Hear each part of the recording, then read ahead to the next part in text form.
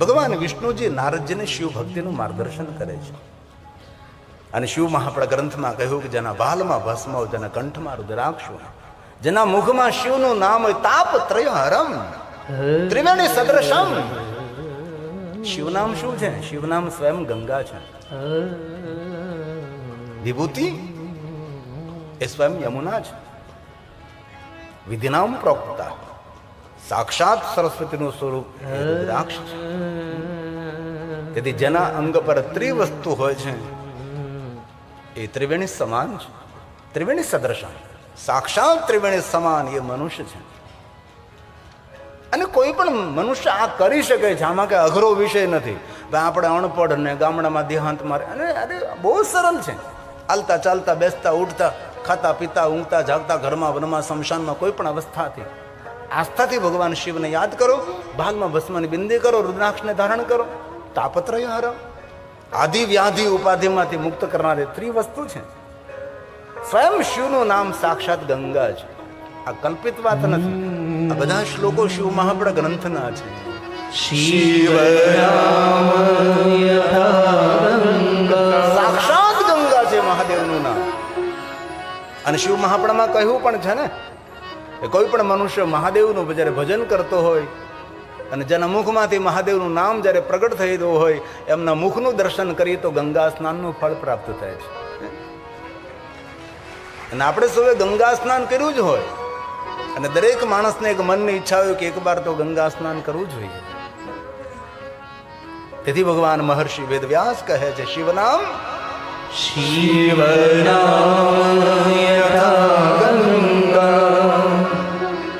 વિભૂતિ યમુનાનું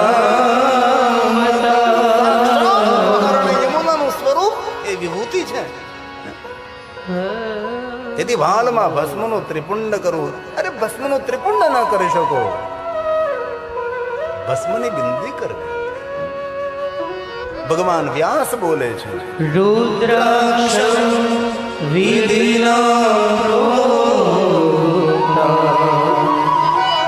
સર્વ પાપ વિનાશિની,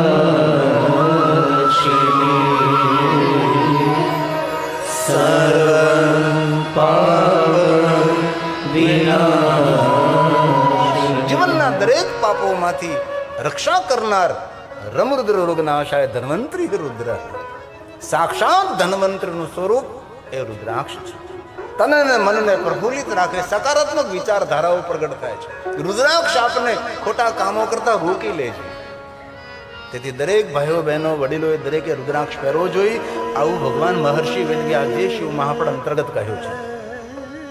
અહીંયા ભગવાન વિષ્ણુજી નારદજીને કહે, નારદજી હવે બીજી 3 વાત તમને સંભળાવું છું, સાવધાન બને સાંભળો. પહેલી 3 વાત રુદ્રાક્ષ, ભસ્મ અને શિવનામ. હવે એક શ્લોકમાં બીજી 3 વાત ભગવાન વિષ્ણુજી નારદજીને કહે છે, નારદ તમે ઉદ્વેગથી, સંતાપથી તમે દુઃખી થઈ રહ્યા છો. પ્રશ્ન એ થયો, નારદને ઉદ્વેગ મળ્યો ક્યાંથી?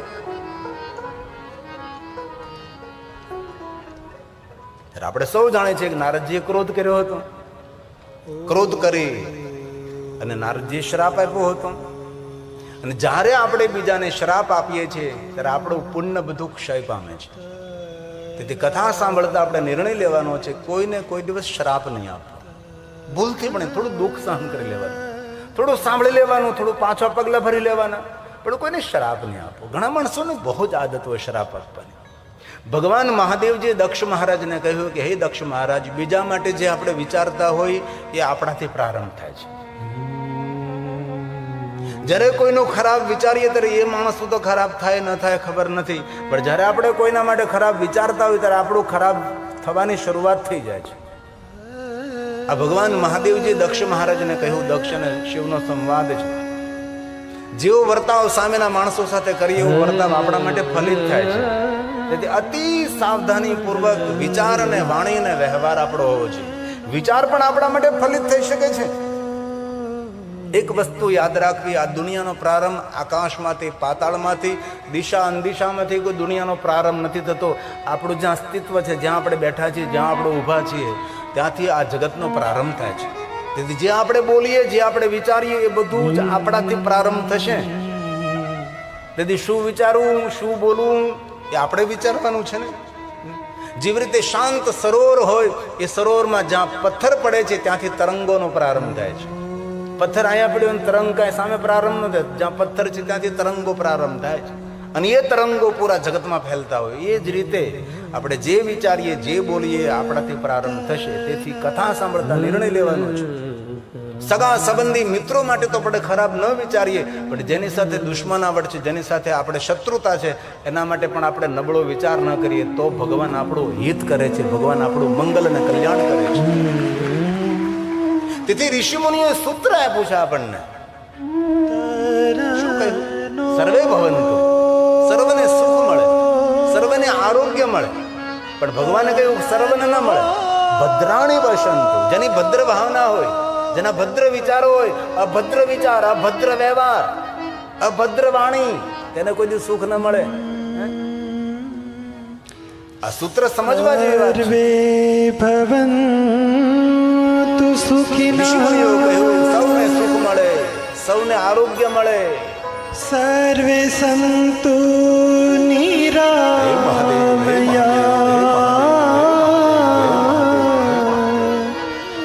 સર્વે ભદ્રાણિ પશ્યન્તુ. જેની ભદ્ર ભાવના, જેની ભદ્ર દ્રષ્ટિ હોય એમને બધું જ મળે છે. અભદ્ર ને કાંઈ ન મળે. મા કશ્ચિદ દુઃખમાપ્નુયાત. જીવનને સાર્થક કરવા માટે, જીવનને ઉન્નતિ મને બનાવવા માટે આ એક શ્રેષ્ઠ ઉપાય છે. જે આપણે વિચારીએ, જે આપણે બોલીએ, જેવો વ્યવહાર આપણને પાછો પ્રાપ્ત થવાનો છે. ઓમ નમઃ શિવાય મંત્રનો અર્થ શું છે? એ તો છે જ ને, સીધી જ વાત છે. ઓમ એટલે સમગ્ર બ્રહ્માંડ, અકાર ઉકાર મકાર સૂક્ષ્મ પ્રણવ. હે નિરાકાર બ્રહ્મ, નમઃ પ્રણામ કરીએ છીએ. શિવ અને શિવાય, પૂરા બ્રહ્માંડનું કલ્યાણ કરો, પૂરા બ્રહ્માંડનું કલ્યાણ કરો. હવે આપણા વિચારો પૂરું બ્રહ્માંડના કલ્યાણ કરવા માટે ના હોય તો આપણું તો પહેલું કલ્યાણ થવાનું છે. તેથી આ મંત્રની શ્રેષ્ઠતા છે, આ મંત્રની મહાનતા છે. ઓમ નમઃ શિવાય મંત્ર શ્રેષ્ઠ ક્યાં માટે, મહાન શા માટે? ભગવાન વિષ્ણુજી નારદને કહે છે, નારદ તમે શ્રાપ આપ્યો, અને શ્રાપ આપવાને કારણે તમારું પુણ્ય ક્ષય થયું, અને પુણ્ય ક્ષય થયું તેથી તમારા હૃદયમાં સંતાપ અને ઉદ્વેગ અને ભય જાગ્યો છે. હવે તમારે ભય ને ઉદ્વેગમાંથી, સંતાપમાંથી છૂટવું હોય અને ક્યારેય પણ તણાવગ્રસ્ત જીવન બને ન બને, ભગવાનને પ્રાર્થના કરી. પણ હર વ્યક્તિ ક્યારેય તણાવગ્રસ્ત બની શકે છે.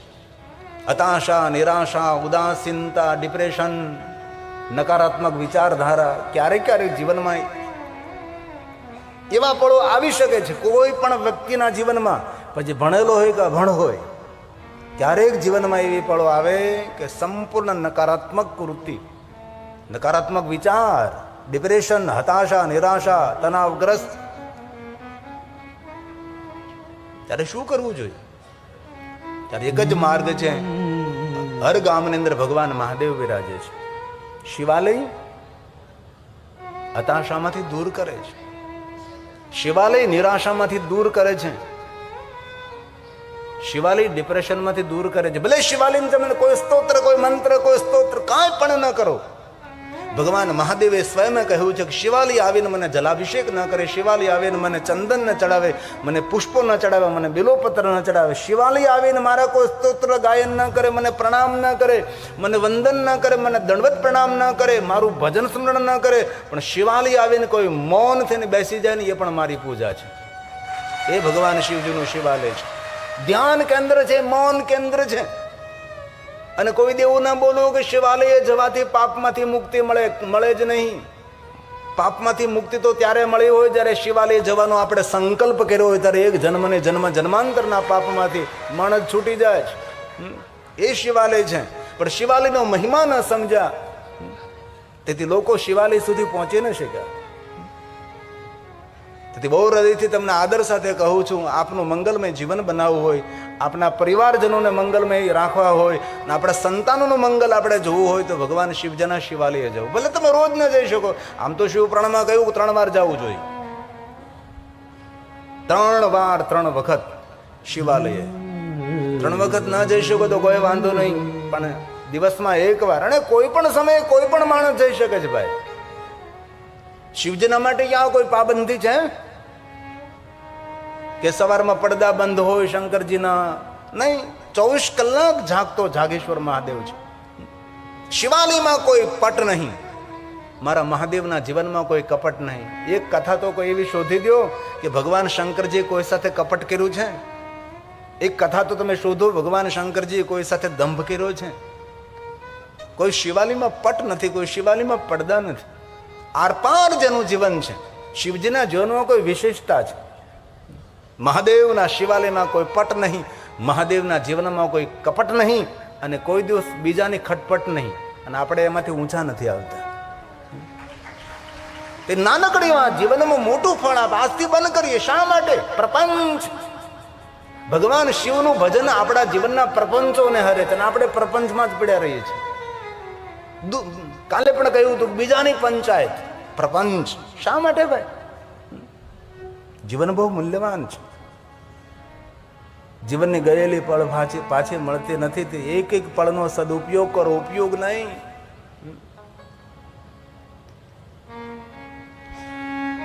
શિવાલય આપણને પુણ્ય આપે છે. શિવાલય આપણું મંગલ કરે, શિવાલય આપણું કલ્યાણ કરે છે.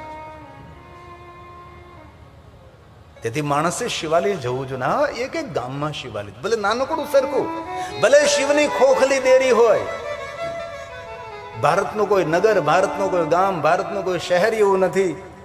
અરે ગૌરવથી કહી શકું, ભારતનું કોઈ તીર્થ એવું નથી કે તીર્થમાં શિવ ન હોય. અરે આપણો કોઈ સનાતનનો ગ્રંથ એવો નથી જેમાં શંકરજીનો મહિમા ન હોય. એક પુરાણ આપણું એવું નથી જેની અંદર મહાદેવનો મહિમા ન હોય. દરેક પુરાણોમાં, દરેક ધર્મશાસ્ત્રોમાં ભગવાન શિવનો મહિમા છે. એ મહાદેવ છે. તેથી ભગવાન વિષ્ણુ જે નારદને કહે છે, નારદ હવે બીજી 3 વાત ધ્યાનપૂર્વક સાંભળો, જે પુણ્ય આપનારી છે, મંગલ અને કલ્યાણ કરનારી છે. આ શ્લોક ભગવાન સ્વયં શિવ બોલ્યા છે, ભગવાન સ્વયં વિષ્ણુજી બોલ્યા છે. નારદને કહે છે, નારદ ધ્યાનપૂર્વક સાંભળો. વિષ્ણુ સ્વયં બોલે છે, હે નારદ, હે નારદ,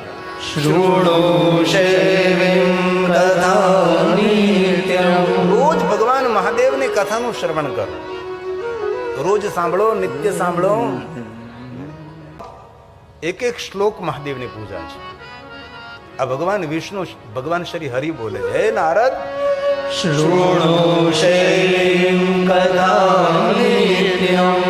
કથા સાંભળ્યા બાદ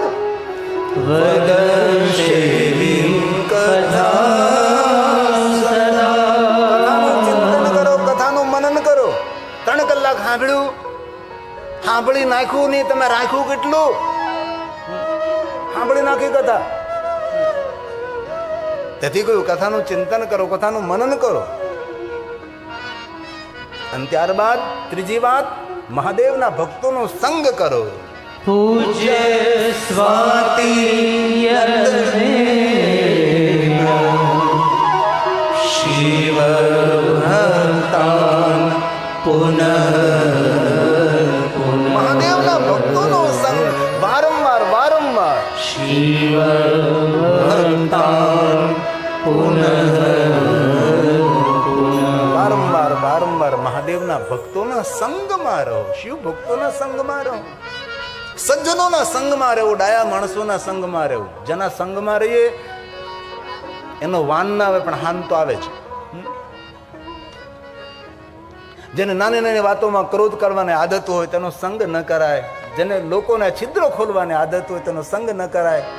જે માણસ દુનિયાની નિંદા કરતો હોય એનો સંગ ન કરાય. લોભિયાનો ભૂલથી સંગ ન કરાય. એ પોતે ડૂબે ને આપણને ડૂબાડે. આવા લોકોથી દૂર રહેવાનું છે. જે માણસો વ્યસની હોય, દુરાચારી હોય, અભક્ષનું ભક્ષણ કરતા હોય, આવા લોકોથી દૂર રહેવું. ડાયો માણસ હોય, જે વિશ્વ કલ્યાણનું કરનારો હોય, જેના વિચારોમાં દિવ્યતા અને ભવ્યતા હોય, એવા માણસોનો સંગ કરીએ. આ બધા વગાડવા લાગ્યા એટલે મારે ગાવું પડશે.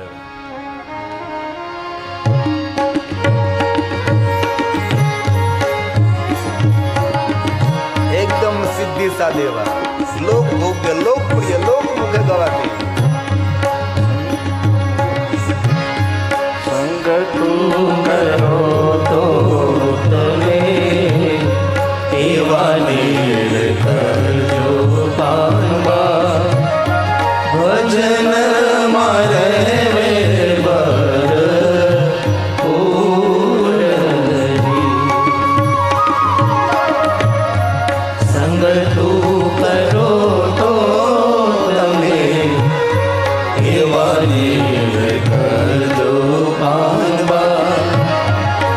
ભજન મારે રે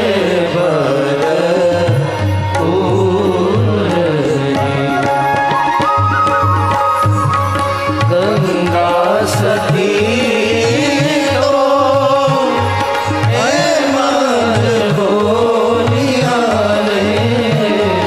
ગંગા સતી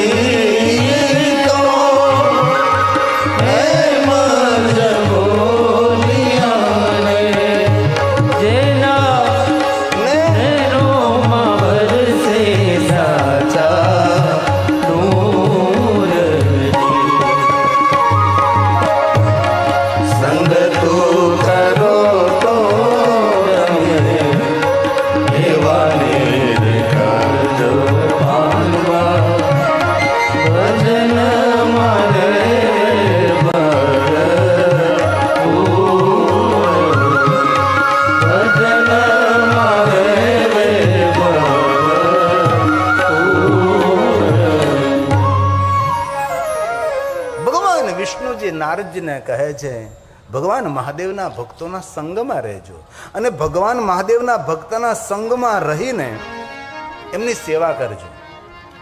શિવ મહાપડા ગ્રંથમાં તો કહ્યું છે, પણ લિંગ પુરાણમાં વિશેષ પ્રકારે કહ્યું છે કે ભગવાન શિવની પૂજાનું જે ફળ મળે છે તેના કરતાં કોટી ગણું ફળ શિવાલયે જઈને તેમની સેવા કરવાનું મળે છે. શિવાલયમાં પૂજા કરનારા બહુ જ હોય છે, પણ સેવા કરનારા લગભગ નથી હોતા. સેવા તો પૂજારી કરતા હોય છે. ક્યારે શિવાલય જાય તો આજુબાજુમાં આંગણું બુહારીએ, આજુબાજુમાં વૃક્ષો હોય તેને જલપાન કર. ભગવાન સ્વયં શિવે કહ્યું છે કે મને જલાભિષેક કરો હું તૃપ્ત થાવ છું, પણ ક્યારેય કોઈ વૃક્ષને જલ અર્પણ કરે છે હું સંપૂર્ણ તૃપ્ત થઈ જાઉં છું. એ ભગવાન મહાદેવના વચનો છે. કોઈ પણ જીવને તૃપ્ત કરો એ ભગવાન શિવજીની પૂજા છે. ક્યારેક તાંબાનો જળનો લોટો ભરીને શિવાલય બાબાને જલાભિષેક કરવા જતા હોય અને રસ્તામાં જતા હોય ને કોઈ પુણ્યશાળી માણસ હોય તેના આંગણે તેના નેવે પક્ષીને પાણી પીવાનું કુંડું લટકતું હોય ને જેમાં પાણી ન હોય તો મહાદેવને જલાભિષેક કરવાનો જળનો લોટો એ પક્ષીના પાણીના કુંડામાં રેડી દેવામાં આવે તો ભગવાન મહાદેવના અભિષેક કરવાનું 1000 ગણું ફળ અધિક પ્રાપ્ત થાય. આ બધી જ વાતો શિવ મહાપડા ગ્રંથમાં છે.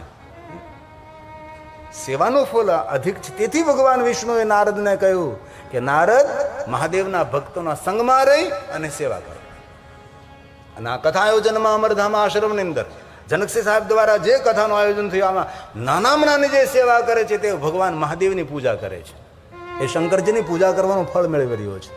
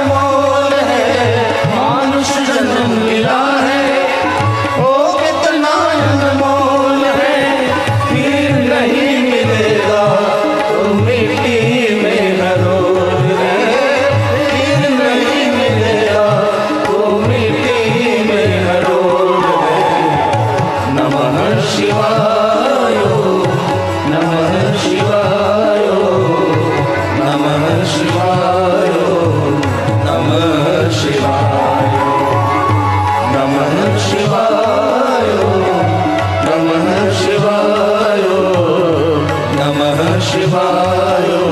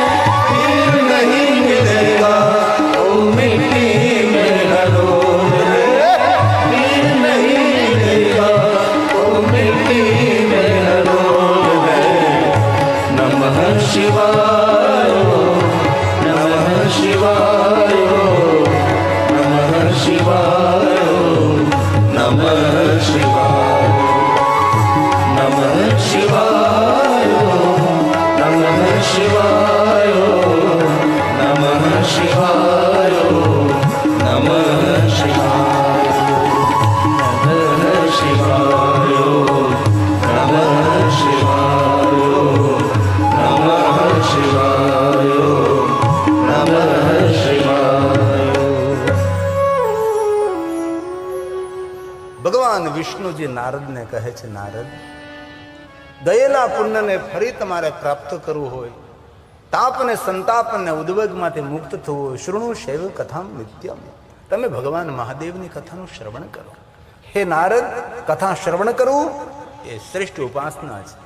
ભલે આપણે જપ તપ સાધના ઉપાસના અનુષ્ઠાન પૂજા અર્ચન યજ્ઞ યાગાદી તીર્થ યાત્રા કાંઈ પણ ન કરી શકીએ, પણ જેટલો સમય મળે એટલો સમય ભગવાનની કથાનું શ્રવણ કરો. અત્યાર સુધી કોઈ જગ્યાએ એવું નથી સાંભળ્યું કે આ યજ્ઞ કરી લો તો કથા સાંભળવાનું ફળ મળશે. યજ્ઞો આપણી પરંપરા છે, ઋષિ મુનિઓની પરંપરા છે. યજ્ઞ આપણું સર્વ મંગલ કરે છે, વાતાવરણને પાવન પવિત્ર કરે છે. પણ શિવ મહાપણમાં કથામાં એમ કહ્યું કે જે કથા સાંભળે છે અશ્વમેઘ સહસ્રાણી વાજપેયી શતાની છે. યજ્ઞો કરવાનું પુણ્ય કથા શ્રવણ કરવા માત્રથી પ્રાપ્ત થાય. આપણે ક્યાં 24 કલાક સાંભળવી છે? આપણે તો 24 કલાકમાં 3 કલાક ને એ 9 દિવસ જ હોય ને. ઋષિ મુનિઓ તો કેટલી ઉદારતા આપી કે એક ઘડી આધી મેં પુનિયાદ. થોડી વાર પણ ભગવાન મહાદેવની કથાનું કોઈ પણ કથાનું શ્રવણ કરો. તેથી ભગવાન વિષ્ણુજી નારદને કથા શ્રવણ કરવાનું કહે છે. નવધા ભક્તિમાં પહેલી ભક્તિ છે કથા સાંભળવી. અને શિવ મહાપણ ગ્રંથનો શ્લોક છે,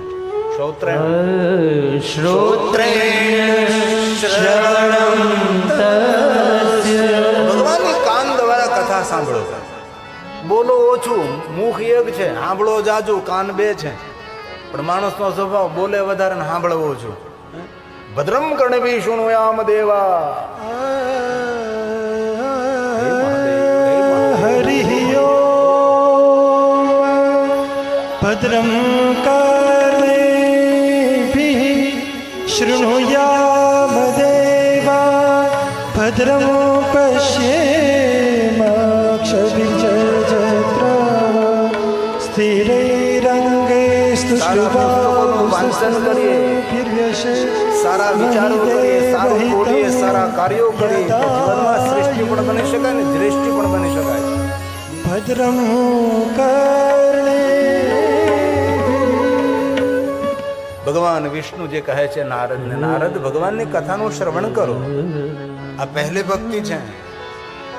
શ્રોત્રેણ શ્રવણં તસ્ય વચસા કીર્તનમ. કીર્તન કરો. આ જીભ ભગવાને કીર્તન કરવા આપી છે. કોઈની ગંદી વાતો કરવામાં નહીં. જીભને પણ થાક લાગે છે, ભગવાને સુંદર જીવા આપી. જીવા આગળ વર્તતે તસ્ય સફલમ જીવિતમ.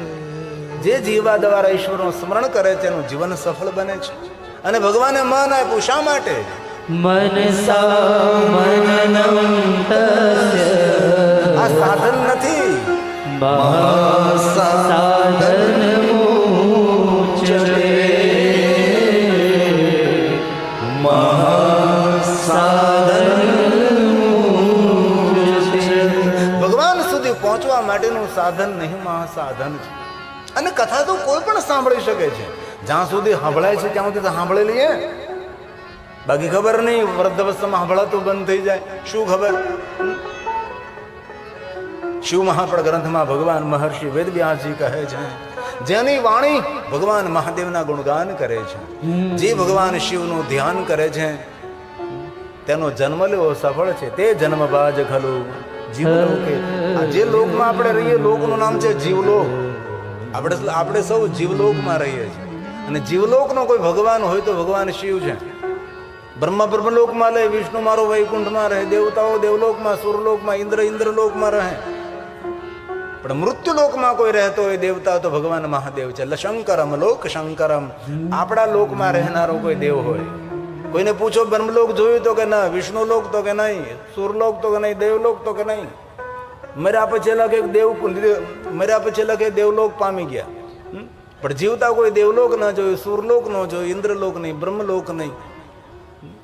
પૂછો કોઈને કૈલાસ જોયું તો ઘણા માણસો કે હા ભાઈ કૈલાસની યાત્રા કરી છે, કૈલાસ જોયું. ભગવાન ક્યાં રહે? કૈલાસમાં. પરમ બ્રહ્મ ગિરિવર કૈલાસ. તો કૈલાસમાં રહેનારો, આપણા લોકમાં રહેનારો, મૃત્યુલોકમાં રહેનારો દેવ ભગવાન મહાદેવ છે. તેથી ભગવાન વ્યાસ બોલ્યા છે, તે જન્મ વાજહં ખલુ જીવલોકે. આ જીવલોકની અંદર કોનો જન્મ લેવો સફળ છે? તો કે જે શિવનું ધ્યાન કરે છે. વૈ સદા ધ્યાયન્તિ વિશ્વનાથ. ભગવાન મહાદેવ વિશ્વનાથ, વિશ્વપતિ, વિશ્વ સર્જક, વિશ્વ પોષક, વિશ્વ રક્ષક. અને ગૌરવથી કહી શકું છું, કોઈ પણ દેવતાઓમાં ગમે એટલું તું સામર્થ્ય હોય, તેને વિશ્વનાથ ન કે. વિશ્વનાથ એક ભગવાન મહાદેવને કહેવાય. વિશ્વનું સર્જન કરનારો, વિશ્વનું પોષણ કરનારો, વિશ્વની રક્ષા કરનારો ભગવાન શિવ છે. એનું નામ વિશ્વનાથ છે, વિશ્વપતિ છે, વિશ્વ સર્જક છે.